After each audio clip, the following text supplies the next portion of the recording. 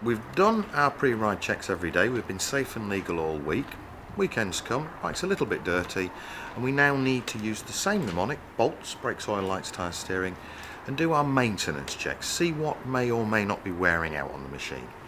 First of all, the bucket of soapy water. Always good to have it clean before you have a more detailed look.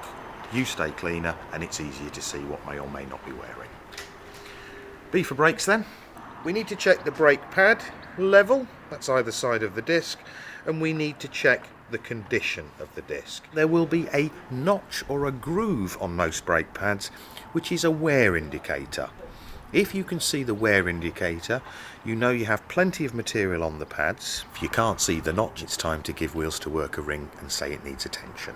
And then we need to look at the condition of the disc. Well, this one's a nice easy one, isn't it? It's brand new.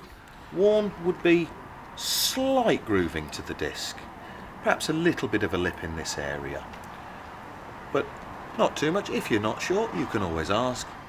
We need to check the security of the joint here to make sure that there's no brake fluid leaving the joint and that the hose is in good condition. We need to check the brake fluid level. In here we have a little window, and the fluid needs to be above the halfway mark in the little circular window that you can see inside there, and that we need to just apply the brake and make sure that the lever is not mushy, it's nice and firm, which it is. On the rear brakes we have external wear indicators.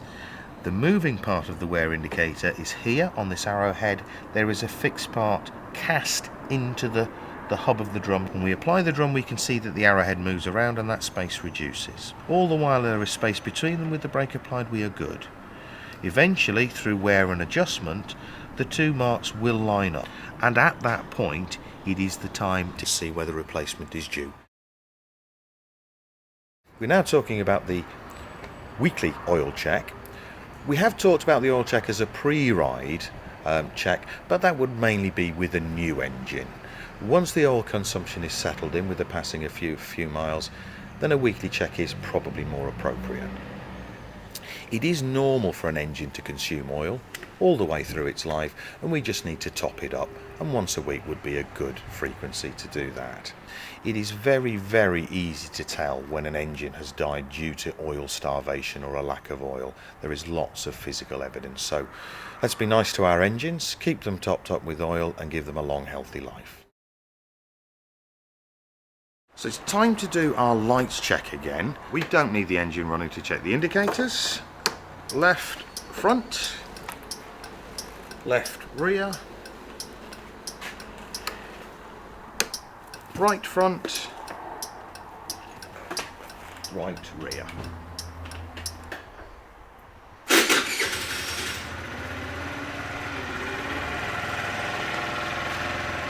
First of all, we've got two beams on the headlight, of course, so we've got a low beam, we've got a high beam, and we've got a headlight flasher. We can see we have a tail light, we also have a brake light on the rear brake, and a brake light on the front brake. After we've checked our lights, let's have a quick look at our tyres. Under the seat, on a sticker, we have the front tyre pressure in pounds per square inch at 23.2, 1.6 bar, the rear 26.1 or 1.8 bar, and that is the manufacturer recommended levels. You will find a tyre pressure on the sidewall of a tyre.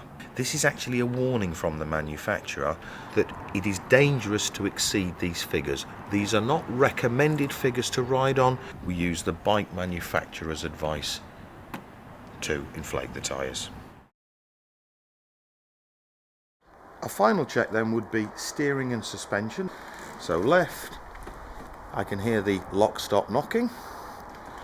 Right, same again, and we've got a nice smooth non-gritty action, so I'm happy with the steering. Suspension. We need now to take the bike off the stand. To check the suspension action, we're going to do a bounce test. We're going to apply the front brake, push down, and then take our weight off and let the weight of the bike return through the suspension. We're looking for a nice controlled movement, down, up and stopping. Your visual clue for a worn out suspension seal would be a tide mark towards the top of the suspension travel, because as the suspension moves up and down, any oil that may be leaving gets left as a dirty ring around the top of the fork leg. If you've been riding your bike in the wet, that ring might be dirt, so all you do, either with a cloth or your finger carefully, is just run across the tide mark and check to see if it's dirt or it's oil. In this case it's oil. This bike needs a new front fork seal. After the tide mark situation occurs and we've got wear, the oil will leave the fork leg and it will travel down the fork leg onto the brakes and eventually onto the tyres. So please keep an eye on this on a weekly basis so that it can be attended to in a nice timely fashion. We will repeat the same test on the rear just by facing the machine. So with the hand on the back of the machine, all we're going to do is push down, release and let the bike come back up. Again, the action needs to be smoothly down, back to return, and then nice controlled staying still. Just looking at the coil, on a rear shock absorber we can't see the oil filled chamber, but should oil leave that chamber it will be deposited on the spring here. When you're washing your machine, the sponge that you're using will pick up that oil and it won't rinse out in water. So if your nice yellow sponge becomes black and oily and won't rinse out, that is an indication that the shock absorber is losing its damping oil, is compromised and needs replacing.